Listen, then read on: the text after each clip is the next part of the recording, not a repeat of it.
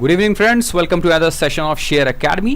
Date है आज 11 जुलाई हो गई है और अर्ली मॉर्निंग या फिर कहिए रात के बज रहे हैं 1:30। चल रही है हमारी लेट नाइट स्टडीज़ फ्रेंड्स आप सभी के लिए, और साथ ही अपने पोर्टफोलियो के लिए भी हम ढूंढ रहे हैं शेयर्स। आप में से वो लोग जिन्होंने हमें अभी अभी ज्वाइन किया है और चैनल को अब तक सब्सक्राइब नहीं किया है, नाम है शेयर एकेडमी। बहुत ही तेज़ी से बढ़ रहे हैं फ्रेंड्स हम। चैनल को कीजिए सब्सक्राइब, वीडियोस को लाइक शेयर और कमेंट्स। और अगर आप जानना चाहते हैं कि क्यों शेयर एकेडमी इतनी तेज़ी से बढ़ने वाला चैनल है तो इस पर्टिकुलर लाइव सेशन को ज़रूर देखिए। ओके फ्रेंड्स, आप में से वो लोग जो जुड़ना चाहते हैं हमारे टेलीग्राम ग्रुप से जुड़ सकते हैं। बिल्कुल स्क्रीन पर आ रहे इस नंबर पर मैसेज कीजिए, हमारे मॉडरेटर्स आपको ऐड कर लेंगे। शर्त सिर्फ एक है फ्रेंड्स, और वो ये कि हम यहाँ पर शेयर्स को करते हैं थॉरोली एनालाइज, फंडामेंटल और टेक्निकल बेसिस पर, और उसके बाद बाई की सलाह देते हैं मिनिमम पोजीशंस वीकली बेसिस पर और मैक्सिमम ईयरली बेसिस पर, या फिर उससे भी लंबे समय के लिए बाई करने की सलाह होती है। अगर आप ऑप्शन ट्रेडर या फिर इंट्राडे ट्रेडर हैं और इस संबंध में किसी तरह की कोई मदद ढूंढ रहे हैं तो हम आपकी कोई मदद नहीं कर सकते, वी आर रियली सॉरी। इसके अलावा अगर आप पोर्टफोलियो बनाना चाहते हैं तो शेयर एकेडमी बिल्कुल आपकी मदद कर सकता है फ्रेंड्स। ओके, आज की जो ये सीरीज़ है फ्रेंड्स, ये बेहद इंपॉर्टेंट है। जो हमारी लाइव सेशंस होते हैं रात के समय के 9 से लेकर 10:30 बजे तक के, जिनमें हम लर्न टू अर्न सीरीज चलाते हैं अपनी, और लाइव सेशंस में आपको जानकारी देते हैं। आज का ये वीडियो सेम उसी लाइव सेशन पर बेस्ड है। लर्न टू अर्न सीरीज का हमारा 19th वीडियो, और यकीन मानिए फ्रेंड्स कि अगर इन 19 वीडियोस में से गिनती के 2 या 3 वीडियोस निकालने हो तो उनमें से एक वीडियो होगा। इस वीडियो को पूरा ध्यान से देखिएगा क्योंकि रिटेल निवेशकों के लिए ये इन्फॉर्मेशन बहुत ही ज़्यादा ज़रूरी है। टॉपिक है आज का निवेशकों का दोस्त, रिस्क रिवॉर्ड रेशियो। बहुत ही इंपॉर्टेंट चीज़ है और सबसे कम ध्यान दी जाने वाली, जो भी हमारे रिटेल निवेशक हैं या फिर हमारे सब्सक्राइबर्स हैं उनके द्वारा। फ्रेंड्स, आमतौर पर जब मार्केट के अंदर हमने नॉलेज हासिल किया तो हमें लगा था कि कुछ ऐसी चीज़ें ये तो बट ऑब्वियस हैं और ये हर किसी को पता होंगी। इस वजह से आपको याद होगा कि शेयर एकेडमी ने अपने इनिशियल वीडियोस में हर बार ये कहा है कि शेयर एकेडमी का मकसद कभी भी आप लोगों को कुछ सिखाना नहीं है, हम यहाँ पर आपके लिए सिर्फ और सिर्फ शेयर्स का एनालिसिस करते हैं। बट उसके बाद मार्केट में थोड़ा वक्त बिताने के बाद और अपने सब्सक्राइबर्स से धीरे धीरे बातचीत करने के बाद हमें ये पता चला कि आप लोगों के पास में मार्केट का बेसिक नॉलेज भी नहीं है ज़्यादातर लोगों के पास। इस वजह से हमने ये लर्न टू अर्न सीरीज़ आपके रिकमेंडेशन के बाद शुरू की। अभी भी बहुत सारी ऐसी चीज़ें हैं जो आप लोगों को जानना बहुत ज़रूरी है, और उनमें से एक सबसे इंपॉर्टेंट चीज़ है रिस्क रिवॉर्ड रेशियो। ध्यान रखिए कि मार्केट के अंदर किसी भी तरह का प्रॉफिट बनाने के लिए जो सबसे पहला नियम है वो नियम है कि आप कितना रिस्क लेकर कितने रिवॉर्ड का एक्सपेक्टेशन कर रहे हैं। आमतौर पर अगर हम आपको सीधे इसके ये टर्मिनोलॉजी बताएं कि रिस्क रिवॉर्ड रेशियो हमेशा फेवरेबल रहना चाहिए जब आप शेयर खरीदें, तो आप कहेंगे कि आखिर ये इतनी कठिन चीज़ हमें बता ही क्यों रहा है, या फिर रिस्क रिवॉर्ड रेशियो का मतलब क्या है। तो सबसे पहले हम ये जानते हैं फ्रेंड्स कि आखिर रिस्क रिवॉर्ड रेशियो का मतलब है क्या। और ध्यान रखिए, इस वीडियो के बाद आप लोगों में से बहुत सारे लोगों ने हमें ये रिकमेंडेशन दी थी, हमसे ये पूछा था कि वो कौन सी बुक्स हैं जिन्हें हमें पढ़ना चाहिए टेक्निकल एनालिसिस के बारे में सीखने के लिए या फिर मार्केट के बारे में सीखने के लिए। तो अब से हमने ये किया है फ्रेंड्स कि अमेजॉन पर कुछ बुक्स सर्च की हैं, टोटल 5 बुक्स हैं अभी तक, जिनके लिंक आपको इसी वीडियो के डिस्क्रिप्शन बॉक्स में मिल जाएंगे। उन लिंक्स पर आप डायरेक्ट क्लिक करेंगे तो आपको वो सीधे वो अमेजॉन की साइट पर उसी पर्टिकुलर बुक के पास में ले जाएगा जहां से आप ये बुक्स परचेज कर सकते हैं। ओके, सो बुक का लिंक आपको इस वीडियो के डिस्क्रिप्शन बॉक्स में मिल जाएगा। ओके, अब शुरू करते हैं अपना जो सेशन है वो। और सबसे पहला क्वेश्चन कि आखिर रिस्क रिवॉर्ड रेशियो है क्या। ओके, सो इसको करने के लिए हम जिस सॉफ्टवेयर का इस्तेमाल करेंगे फ्रेंड्स, ये है ट्रेड टाइगर वर्जन 2.5। आप सभी जानते हैं बहुत ही बढ़िया सॉफ्टवेयर है, अपनी खुद की टेक्निकल एनालिसिस सीखने के लिए और अपनी कॉस्ट जनरेट करने के लिए बहुत ही बढ़िया सॉफ्टवेयर है। ओके, सो अब देखते हैं कि आखिर रिस्क रिवॉर्ड रेशियो क्या है। तो जरा ध्यान से देखिए सिर्फ और सिर्फ टेक्निकल चार्ट्स पर। ओके, ग्रेफाइट का ये शेयर जो कि आप में से बहुत सारे लोगों ने हायर लेवल पर बाय कर रखा है, तकरीबन 1000 के लेवल पर, और वहीं फंसे हुए हैं और करंटली शेयर नीचे है। जब आप किसी भी शेयर को किसी भी लेवल पर बाय करते हैं तो आप एक रिस्क लेते हैं। क्यों? हो सकता है कंपनी बैंकरप्ट हो जाए, और या फिर हो सकता है ये शेयर यहां से नीचे गिरे। सबसे पहला रिस्क जो आप लेते हैं वो ये है कि जिस भी लेवल पर आप शेयर को बाय करते हैं उन लेवल से शेयर के नीचे जाने की संभावना होती है। पहला क्वेश्चन ये है कि शेयर कितना नीचे जा सकता है जिन लेवल से आप बाय करते हैं। तो ये जानने के लिए जो सपोर्ट रेसिस्टेंस का हमारा वीडियो है उसे ध्यान से देखिए।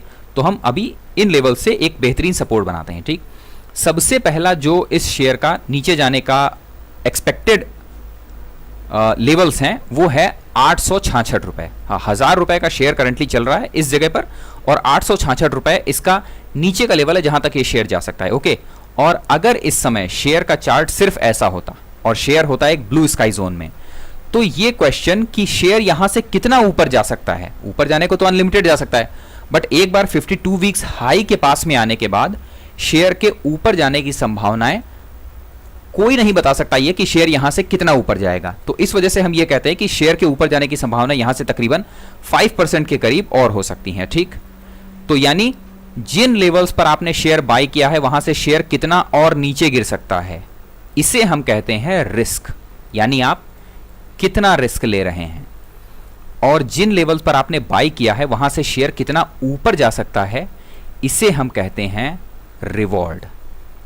ओके, अब जरा एक चीज को ध्यान से देखिए, अगर आप इन लेवल्स पर शेयर को बाय करते हैं, ग्रेफाइट को 1000 के लेवल पर, तो आपके पास प्रॉफिट यानी कि रिवॉर्ड कितना है?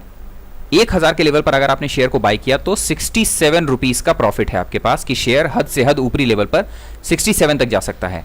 बट निचले स्तरों पर जाने के लिए रिस्क कितना है शेयर के पास? 866 रुपए तक शेयर जा सकता है, यानी करीब करीब 140 रुपए का रिस्क है। तो अब जरा एक चीज देखिए, 140 रुपए का रिस्क लेकर आप 66 रुपए के रिवॉर्ड के लिए क्या किसी शेयर के अंदर बाय करेंगे? वो भी तब जब हम आपको ये एक ऑप्शन और दे दें कि ऐसे बहुत सारे शेयर हैं जिनमें आपको 140 रुपए का रिस्क नहीं लेना पड़ेगा, आपको इससे भी कम रिस्क लेना पड़ेगा। ये समझिए कि 67 रुपए का ही रिस्क और 67 रुपीस का ही रिवॉर्ड भी हो सकता है। तो आप क्या इस शेयर के अंदर खरीदारी करेंगे? जवाब है नहीं, बट ऑब्वियस है। तो अगर ज्यादा रिस्क लेकर कम रिवॉर्ड के लिए आप खरीदारी नहीं करेंगे तो आप अभी तक इन शेयरों में खरीदारी करते ही क्यों थे? ये है बेसिकली रिस्क रिवॉर्ड रेशियो, कि कितना रिस्क लेकर आप कितने रिवॉर्ड की एक्सपेक्टेशन रख रहे हैं मार्केट से। नाउ वो जो आप एक्सपेक्टेशन रखते हैं वो किसी नॉलेज की बेसिस पर होनी चाहिए। ऐसा नहीं कि आपने बस आंख बंद करके शेयर बाय किया और सोचा कि एक्सपेक्टेशन तो भाई हम 2 गुने 3 गुने की रख रहे हैं। एक्सपेक्टेशन भी किसी नॉलेज की बेसिस पर। ओके, सो अब जरा ध्यान से देखिए कि जिन लोगों ने ग्रेफाइट को उसके ऊपरी स्तरों पर खरीदा, उनके पास में नीचे का रिस्क कहां था, कहां तक का? सबसे पहला रिस्क तो है 866 का, अगर शेयर इसे भी तोड़ देता है तो अगला सपोर्ट जोन है 700 का, और अगर शेयर इसे भी तोड़ देता है तो अगला सपोर्ट जोन कहां का है, जो कि ये इससे पहले का ये सपोर्ट जोन है 460 रुपए का। तो रिस्क उन्होंने कितना लिया? जिन लोगों ने इस लेवल के पास खरीदा, रिस्क लिया उन्होंने इतना, और रिवॉर्ड कितना था? सिर्फ इतना। क्यों? क्योंकि उन्हें पता था कि ऊपरी स्तरों पर आकर एक रेसिस्टेंस मिलना है। तो क्या ये लोग समझदार थे जिन्होंने सिर्फ और सिर्फ 1 पैसे का रिवॉर्ड के लिए 10 पैसे का रिस्क ले लिया और उसके बाद करंटली इन्हीं लेवल्स पर फंसे हुए हैं? दूसरा शेयर देखिए, HEG, सेम वही कहानी है, कोई अंतर नहीं है। जिन लोगों ने HEG बाय किया 4000 के आसपास, रिवॉर्ड कितना था? सिर्फ 400 रुपए, 4487 पर एक रेसिस्टेंस था, बट रिस्क कितना है? नीचे की तरफ पूरी ओपन है। क्यों? एक अच्छे खासे रनअप के बाद शेयर डाउन ट्रेंड में तो आएगा, करेक्शन तो लेगा ही। सो रिस्क कितना है? नीचे इतना, और रिवॉर्ड कितना है? सिर्फ इतना। ये बेसिकली चीज है जिसे हम कहते हैं रिस्क रिवॉर्ड रेशियो। तो क्या 1 पैसे का रिवॉर्ड के लिए आदमी 10 पैसे का रिस्क लेना चाहेगा? क्या आप ये मार्केट में करना चाहेंगे? जवाब है नहीं। तो फिर सबसे बड़ा सवाल यह है कि अगर कोई ज्यादा रिस्क लेकर ट्रेड नहीं करना चाहेगा तो वो कौन से तरीके हैं जिन तरीकों से हम इस रिस्क रिवॉर्ड रेशियो को अपने फेवर में कर सकते हैं? कैसे ये लकीर नीचे आ जाए कि हमारा रिस्क हो जाए कम और हमारा रिवॉर्ड बढ़ जाए? ये काम कैसे हो? तो सबसे पहले और सबसे इंपॉर्टेंट काम है कि आरकॉम जैसे शेयरों से दूर रहना है। क्यों? आरकॉम जैसे शेयरों में रिस्क कितना है पता है? यहां पर अगर आपने बाय किया शेयर को 74 रुपए पर, तो इसके 0 हो जाने का रिस्क है और रिवॉर्ड कुछ भी नहीं। तो सबसे पहला नियम क्या है कि फंडामेंटली स्ट्रॉन्ग शेयर्स के अंदर ही बाय करना है। हमेशा हमेशा फंडामेंटली स्ट्रॉन्ग शेयर ही खरीदना है। उससे होगा क्या? फंडामेंटली स्ट्रॉन्ग शेयर 0 नहीं होते हैं, 100 में से 1 शेयर, और वो भी फंडामेंटल चेंज होने पर। बट जब तक शेयर के फंडामेंटल्स अच्छे हैं तब तक शेयर 0 नहीं होता। सबसे पहला नियम है कि रिस्क को अपने फेवर में करने के लिए या रिस्क को कम करने के लिए फंडामेंटली स्ट्रॉन्ग शेयर्स ढूंढिए। सेकेंड और सबसे इंपॉर्टेंट इंफॉर्मेशन है क्या, कभी भी निचले स्तरों से बहुत ज्यादा रनअप दे चुके शेयर के अंदर बाई नहीं करना है। अगर क्वेश्चन यही सही है कि बहुत ज्यादा रनअप दे चुके शेयर में बाई नहीं करना है, तो फिर शेयर में कब बाई करना है? जरा ध्यान से देखिए, लेटेस्ट डिस्कस किया हुआ हमारा शेयर जो कि है किर्लोस्कर ब्रदर्स, ठीक, और इसी का एग्जांपल हमने जो आज का लाइव सेशन था उसके अंदर भी दिया। जरा ध्यान से देखिए, ठीक है फ्रेंड्स, एक सिंपल सी इंफॉर्मेशन, और इसके साथ हम इस्तेमाल कर लेते हैं डबल मूविंग एवरेज भी, तब आपको थोड़ा बेहतर समझ में आएगा।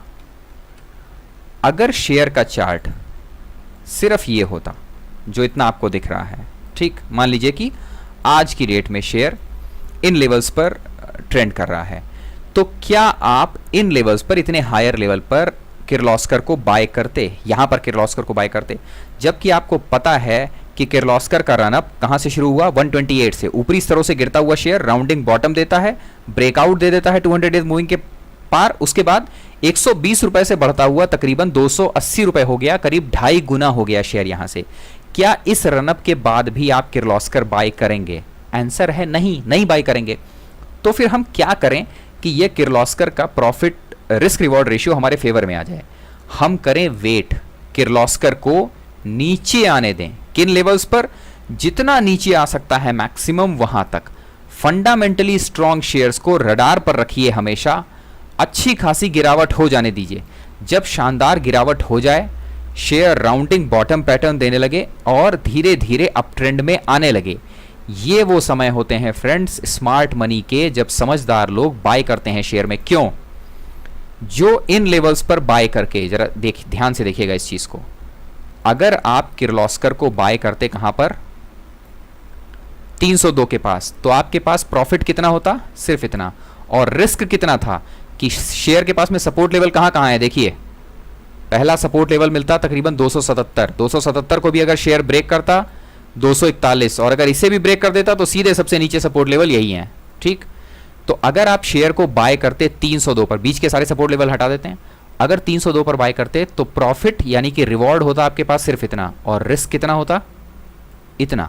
तो करना क्या है? शेयर के नीचे आने का वेट करना है, फंडामेंटली स्ट्रॉन्ग शेयर्स के नीचे गिरने का वेट करना है। वेट कीजिए, नीचे आ जाता है, ध्यान से देखिए, इन लेवल्स पर आप बाय कर रहे हैं। अब जरा देखिए, ये पहले का रिस्क है, ये पहले का रिवॉर्ड है, और अब देखिए रिस्क सिर्फ इतना है और रिवॉर्ड आपके लिए इतना खुल गया।